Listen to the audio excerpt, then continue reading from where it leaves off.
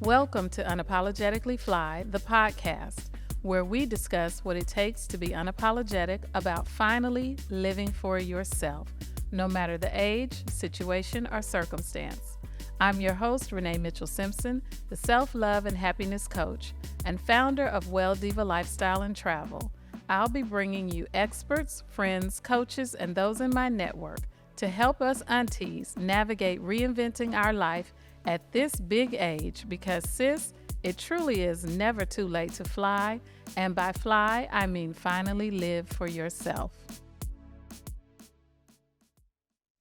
All right, welcome to another episode of Unapologetically Fly, and this is actually part 3 of my origin story. If you missed the first 2, please go back and check those out.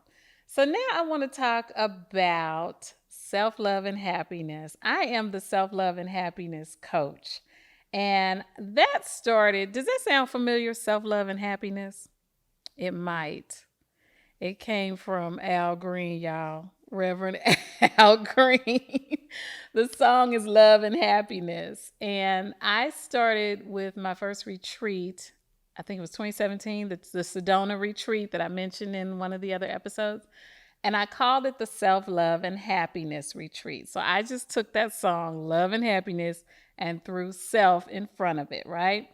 And on that retreat, we really were experiencing self-love and happiness. The retreat was all about just taking care of yourself. But we all found Sedona to be a place, you know how some people say, this is my happy place? Sedona really is that. It just gave us such a sense of peace and joy. There was so much laughter. These were a bunch of ladies who didn't know each other. It was like each lady, I think, may have known one other person on the trip. But by the time we ended the trip, the 12, I think it was 12 or 16, somewhere in there. But by the end, the ladies were calling themselves the Sedona Sisters. They really did connect, and we just really had a wonderful experience. So I started calling my retreats Self-Love and Happiness. But keep in mind, you guys, I'm taking my own journey through self-love and happiness, because all this time I'm still like tweaking my career. I'm in a job that I don't like. I'm in a marriage where, I'm not totally happy. I'm the well diva, but I'm also becoming the well diva throughout this whole process. I eventually moved, from California to Georgia. I've already talked about a little bit about that. But the whole self-love and happiness thing, it just started as a name because it sounded good. But along the way, I'm realizing that the journey from self-love to happiness, it's a process. That's how you get to the happiness, is through self-love. I'm like, wow, it's amazing that I put those words together, but literally you have to go through self-love to get to happiness. And that's what I was discovering along the way. And then here comes the whole unapologetically fly, right? Finally living for yourself. That's the whole point, is once you're living for yourself, that's how you get to the happiness. I hope I'm making sense. I hope I'm not going in a circle here. But I'm just trying to explain that when you truly love yourself, that's the thing that's going to bring you to happiness. You'll hear people say, well, I got out of that relationship because he or she didn't make me happy. That's not their job. They're not even equipped to do that. That's an inside job. Self-love is the way that you get to the happiness. And that's something that I'm not saying I had to learn that, because I never did expect for a relationship to be the thing that made me happy, but I don't think I was fully aware that it was the self-love that would make me happy. Once I put myself first, and I talk a lot about being selfish, and selfish not being a bad word.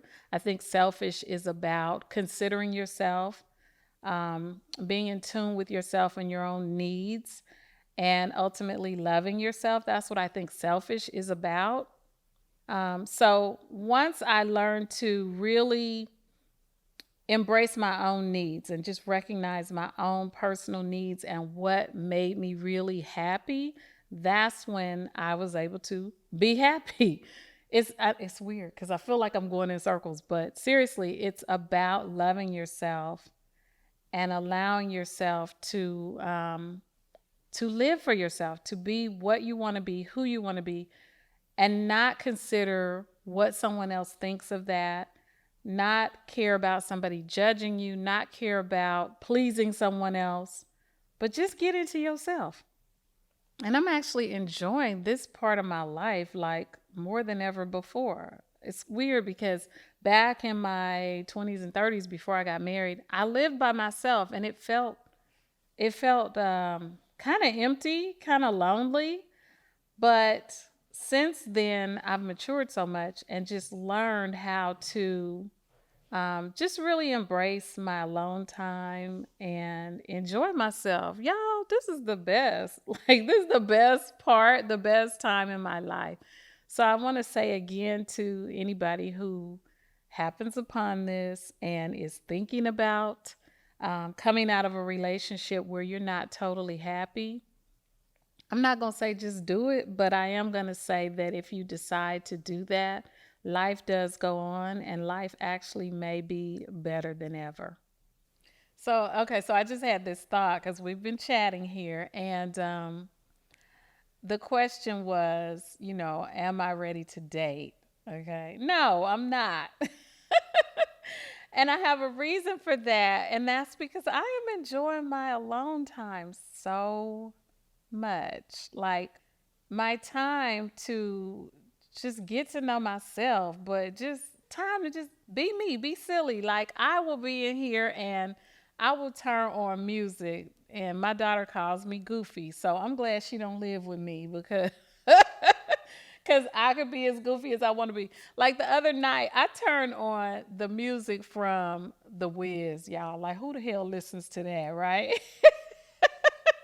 So I'm like, I turn on the song.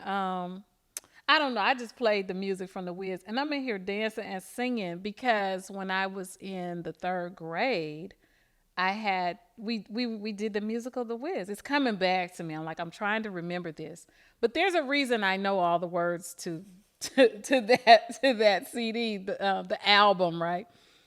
And I was just having a ball, like singing those songs and dancing. Those are the things that you get to do when you live by yourself and you don't have somebody sitting there looking at you side eyeing or saying you're goofy or turn that down or whatever. You just have that peace. So, and then also the question was, are you being selfish? Like, because when you're in a relationship, you always feel like you gotta consider the other person and give of yourself.